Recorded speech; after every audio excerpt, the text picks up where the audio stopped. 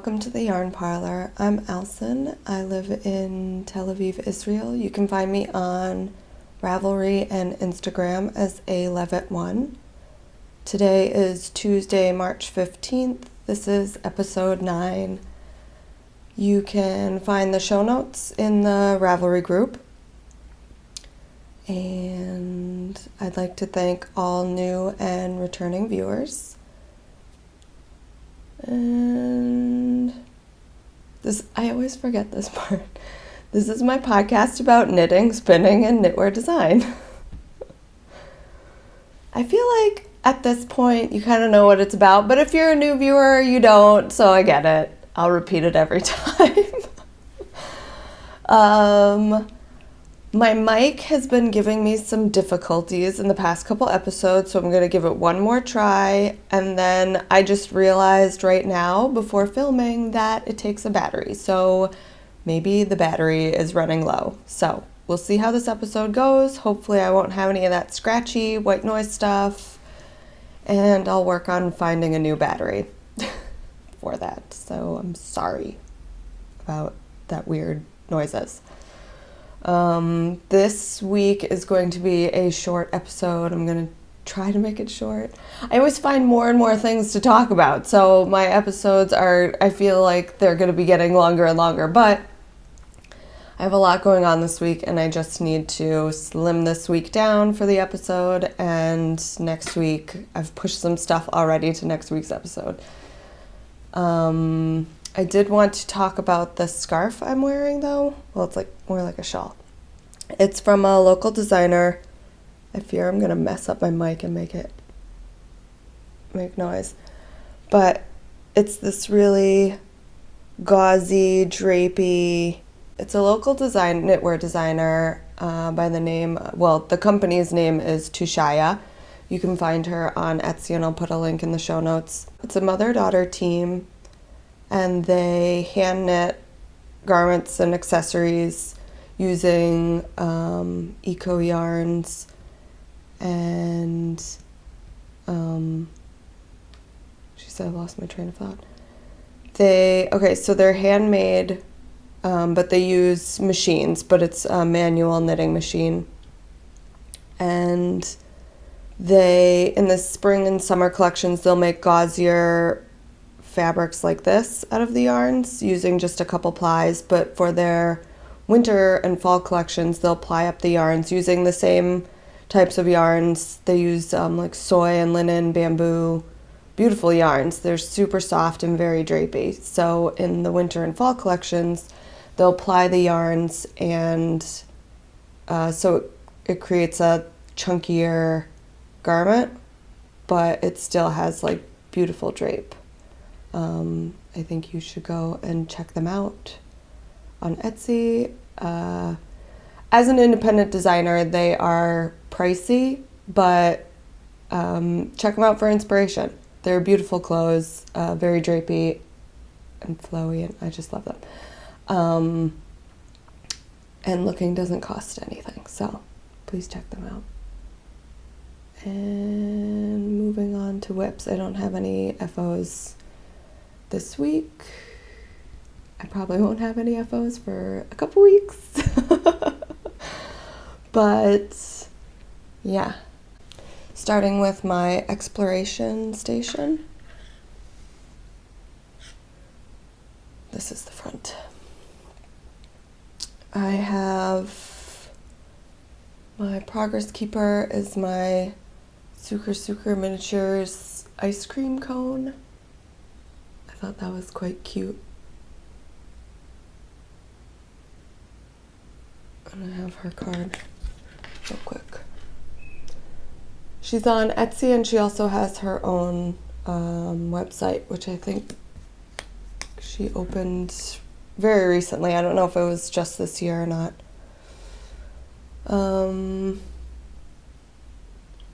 This is the Exploration Station by Stephen West, and I am knitting this along with Eric from Sticks Plus Twine for his Cal. I just started the brioche section. This is my first time knitting brioche, and it's easy. This project is good intro for brioche, with one caveat, is that these rows are so long that doing a new stitch, it feels like it takes forever. I mean, shawl rows are majority of the time really long anyway. So the fact that it's a new stitch for me with a really long row, I get halfway through a row and I'm like, are we there yet? Are we there yet? Like, it feels like it's taking forever, but they're beautiful. And with it being 2-color brioche, you have to knit the row twice, every row twice. So this is 6 rows, which is really 12 rows of me knitting. And it's like an inch of work. Oh, it takes forever. It's definitely a rhythm that you get down quickly, but they just take forever. That's why I'm thankful that I'm doing this in a cal, because it almost feels like I have to, like I'm really finding the time to knit this, like, which is another thing. Thank God these, Eric, I don't think he planned it this way, but this brioche section is over 2 weekends. It was this past weekend, and then for his schedule, March 20th. Section 2 is until March 20th, which means that I have this coming weekend as well to knit on this, so I split it up. Doing part of the brioche last weekend and part of the brioche this coming weekend, just to get it all done, because it definitely is something that I need to concentrate more on, and I just can't do it as like night knitting or watching TV. I put on like Mozart classical music to knit this too, because it's nice to have some background noise, but I just couldn't have anything with words. I really needed to focus on this. I messed up the first, you can't really tell. Well, I also corrected it in my knitting, but I messed up the first couple rows of the bark row, which brioche is made up of 2 types of stitches or rows. Stitches. It's called a bark and a burp, and a bark is the knit row and a burp is on the purl row. So my 2 bark rows that I messed up, the instructions say to slip 1, yarn over, and then do the bark stitch. Well, I was super confident in my brioche knitting because I had practiced and everything, so I'm like, I got this down, okay, slip 1, yarn over. What I forgot to do is read the instructions, which when you see slip 1, yarn over before a bark stitch, you are supposed to put the yarn in front, slip the stitch, and then your yarn over is basically created when you knit your next stitch. I hope this is making sense. Anyway, I did it wrong. So instead of my next bark row, you're supposed to knit your yarn over and your slip stitch. You knit those as a knit 2 together, but I had to do a slip slip knit to create the actual stitch that I needed to. So it just added more time. So I messed up, but I was able to correct it in the next row. I didn't have to take out a row, which is good, but it just slowed me down, which it would have done if I had to take out a row anyway. But I don't know, it's coming out really cool. I'm super excited about my colors, and I like the way that this is coming out. The next section is, I think it's the slip stitch section, section 3, and I'm going to be using these 2 colors for rows of slip stitch. I think that's all I wanted to say. Oh, for the brioche section, I also went down a needle size to a US 5, which I believe is a 3.75. Yeah, 3.75 millimeter, because a lot of people who have knit this before said that, and brioche it comes out as a looser stitch, so a lot of people have said that they wish that they had gone down a needle size. So that's what I did. It's usually, and like in the instructions, it's knit in a US 6, which is a 4.0 millimeter. So I just went down, and I will have to remember to go back up. I kept the needles in the bag, so hopefully that's a good reminder just to switch out those needles. Yeah. And if you want to know the yarns, check out last episode or last show notes, and it will be in there. Okay. Next is my Bactus scarf by Strictly's. I'm sorry. Just sorry.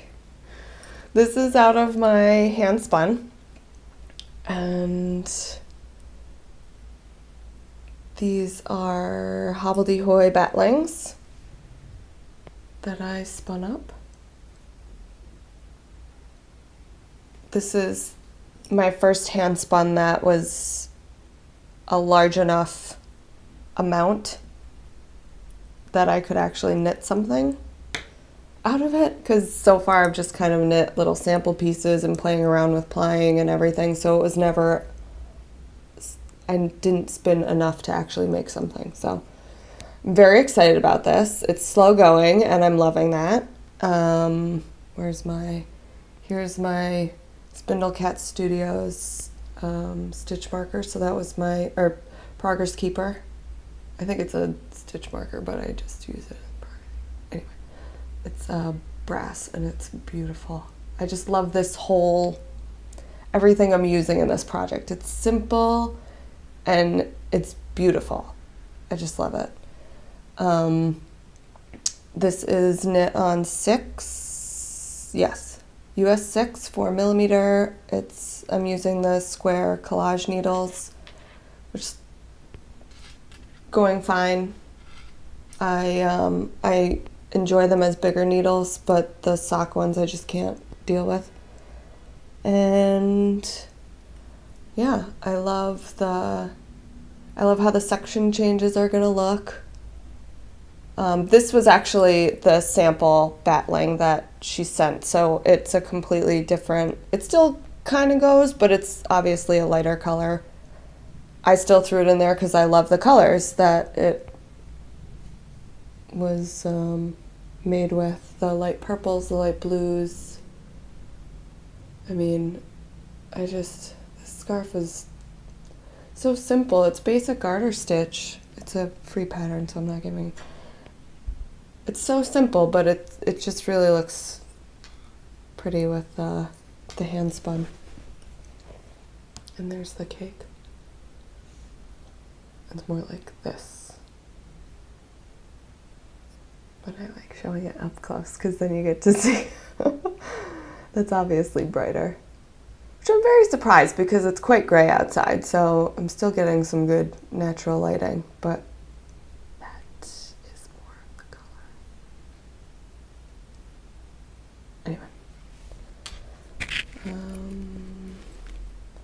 And then my third project is my March socks.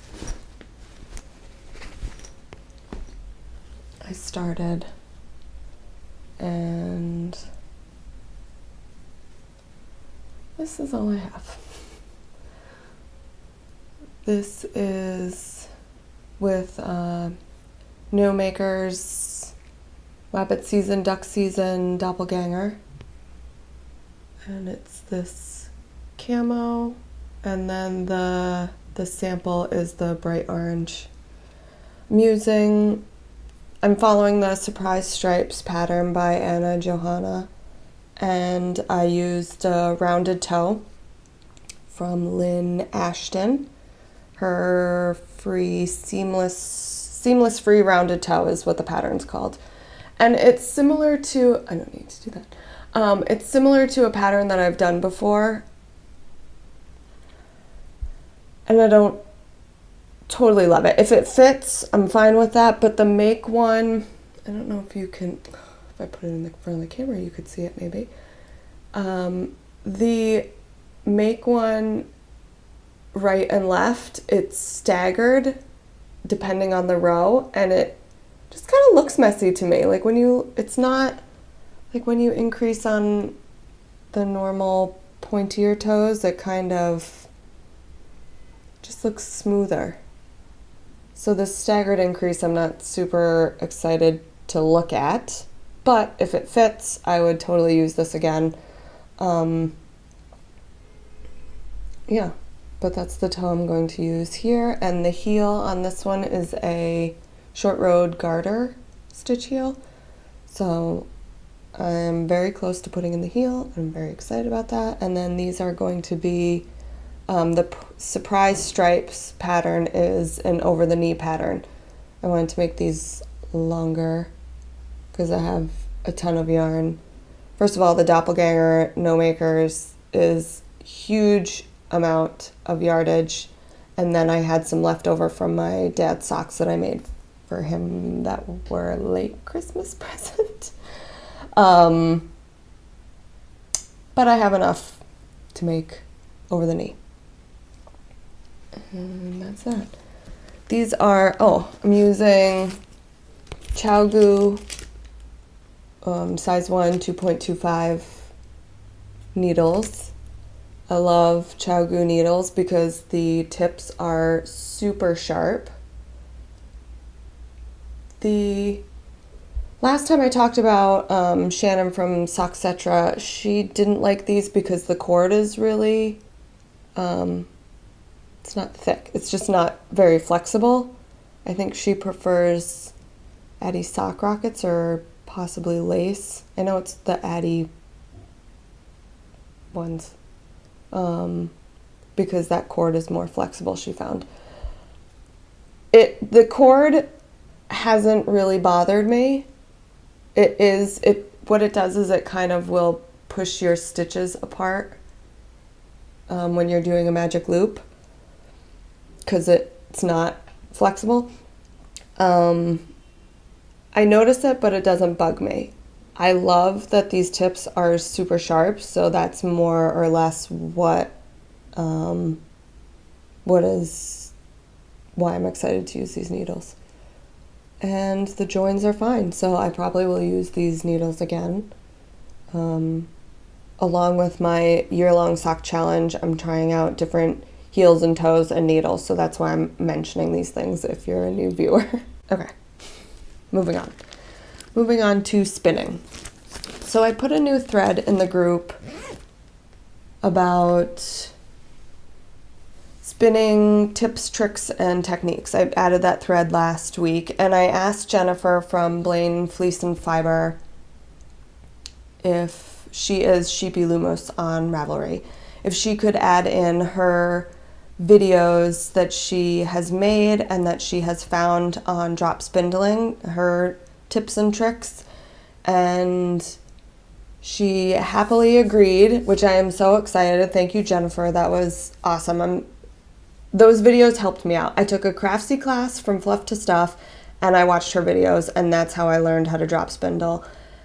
And her videos just really helped me, so I'm very excited that she added those videos to the thread. She also has a Ravelry group, Blaine Fleece and Fiber, so please check out her group. They're such nice people. It was really nice to find a group like that because she did a special Distaff Day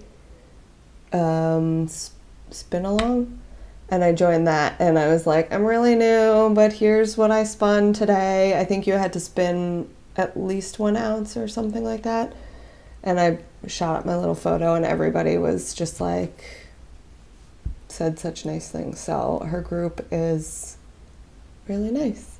Anyway,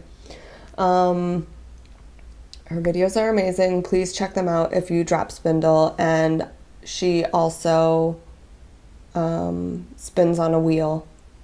So if you have questions about that, definitely ask her. The other thing that I really liked about her videos is the way that she words things. It's such a kind way of wording stuff, and also like it got me into spinning even more because she words it in a way of find what works for you. It's not rules and regulations. It's not this is how it really goes and that's that. It's set in stone. It was find what works for you and do that. Do what makes you happy, which is an approach that I really, really like. Which is the same with my video that I shared last episode of me doing a horizontal draw. It wasn't 100% correct. I know that. I'm getting better at it. But I just wanted to share how I've been doing it, how I've been learning how to do it, and all of my messes and quirks along the way. I've been practicing more and getting better at it, but it was at that moment, it was how I was spinning and it was how I enjoyed it and kind of what made me happy. And if I got frustrated, I would switch to doing a more worsted spinning. I think people call it like an inchworm. Anyway. But I really like that approach of do what makes you happy, and these rules aren't set in stone. So again, thank you, Jennifer, for sharing your videos. And I might have bought some of her roving this weekend, and I will share that when it comes in. I couldn't help myself. It was Icelandic from her sheep, and I've never spun with Icelandic fiber before, so I just had to buy some. What I've been working on with my spinning this week. This isn't all of it. I'm trying to shorten this episode. Hopefully, I think I'm doing good for time. But I will post in the Ravelry group more of what I've been working on. I'll be a little bit more chatty this week in the Ravelry group, and I really hope that you go over and check out the threads and what everybody's been working on, not just me. But what I will show is my loop bump. I tried to, this is the 3-ply. I tried to chain ply the loop bump.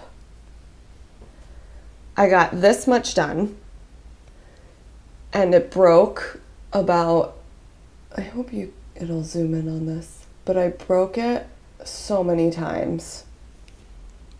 It looks beautiful. It looks stunning, and I would have loved to knit with this, but it just kept breaking, and I think it was because the fiber, this is a horrible way to show you, but I hope you can see it. The fiber is really thin. I spun it super thin, like a thread, so that when I chain plied, it would become a light fingering or fingering weight. And I think the friction just kept on breaking it. It just looks like a lumpy mess. I think there's a break that I just tried to spin back in, and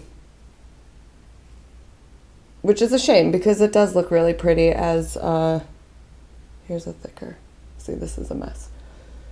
I don't think it's gonna focus. Yeah, it's a shame because it does look really pretty, but that is, chain plying is a technique that I will have to try at a later time on maybe a thicker single to get that down first before I try and do finer. So I did a 2-ply with the rest of it, which is I think what I'm going to do for the rest of the loop bump is a 2-ply. And I love that sparkle. Oh, it's so cute. It's so perfect. It's like a tiny touch of sparkle. So my plan for this, now that I've made my sample and worked with this fiber, is to spin a thicker single so that I still get my fingering weight, because right now this is more of a lace. So I will spin it thicker and do a 2-ply for the loop bump and see what kind of yardage I get, and then I will see what project I work with this. I wanted to make socks, but then I realized I don't think there's any nylon in this. So I'm thinking I might switch it to a shawl. I'm really obsessed with the dotted rays. I just want to make the dotted rays shawl from Stephen West with all of my hand spun. And I just keep thinking everything that I'm looking at, I'm like, oh, that would be a really cool dotted rays. We'll see. I think that's it for spinning. And this week, instead of sharing a podcast, I wanted to share a couple blogs that I've been reading. The first one is the Woolful podcast, and she has an audio podcast, Woolful blog. She has an audio podcast, but she also has a really great blog. This year she started doing a segment about 52 weeks of wool, and she's using a different breed. I think it's breed of wool. Well, that came in. Are there 52 breeds of sheep? I don't know. I know that sounds like such a dunce thing. I'll look that up. And I am really enjoying that segment. It's not super educational, as in going over the breeds and the staple length and getting into all of the stats of the breed. It's more of her experience with it, and she takes beautiful photos, so it's really quite enjoyable to see how she works with the individual fibers. And the second one is Fringe Association by Karen Templer. She also owns the Fringe Supply Co. website. It's an online store, and she sells like minimalist knitting supplies. I did buy one of her field bags when they first came out, which is this bag. It's a beautiful bag, sturdy canvas. It's got a beautiful leather handle, and inside, I don't know if you can see, but it's got the grommets for if you're doing multiple stranding, and pockets on either side for things. My only gripe with this bag, and it's a possibility that it was fixed on other bags because this is one of her first ones, but the draw cord, since it's heavy canvas, it's like really hard to close it, and I still can't like get it fully closed. Not that I mean, you might have little notions floating around that could fall out, but like I said, maybe it's something that was fixed in her other ones, but it's just really hard to work on the heavy canvas. But other than that, it's a beautiful bag. It stands up on its own, and it opens really nicely. So I feel like I'm promoting. So check out Fringe Supply Co. So weird. Anyway, back to her blog, which is the whole reason that I'm talking about her, is because she has a beautiful blog. It's very minimalist, but she sews and she knits and she designs, and it's a very soothing blog. She, at some point in her life, decided to like purge her entire closet and started building her handmade wardrobe and using staple pieces and building it that way, and keeping a very simple put together closet, being very mindful of what she's making and what she's bringing in, and trying to make it, I don't know the percentages, but trying to mostly make a handmade wardrobe. It's the complete opposite of me and my closet, but it's really nice to, it's a very chill vibe, very relaxed, the way that she's put together her blog. It's a nice, easygoing, and it's nice to see her ideas. She also draws inspiration from fashion shows and everything, so it's nice to see what she's into. And that is it for this week. I hope you enjoyed this episode, and next week I will be talking about my design and the problems that I'm having with it, and hopefully there will be a bit more spinning. But like I said, please check out the group and show me what you're working with, and I will post more spinning and what I'm working with this week, because I didn't really get to it in this episode. And I will see you next week, hopefully. Have a good weekend. Bye.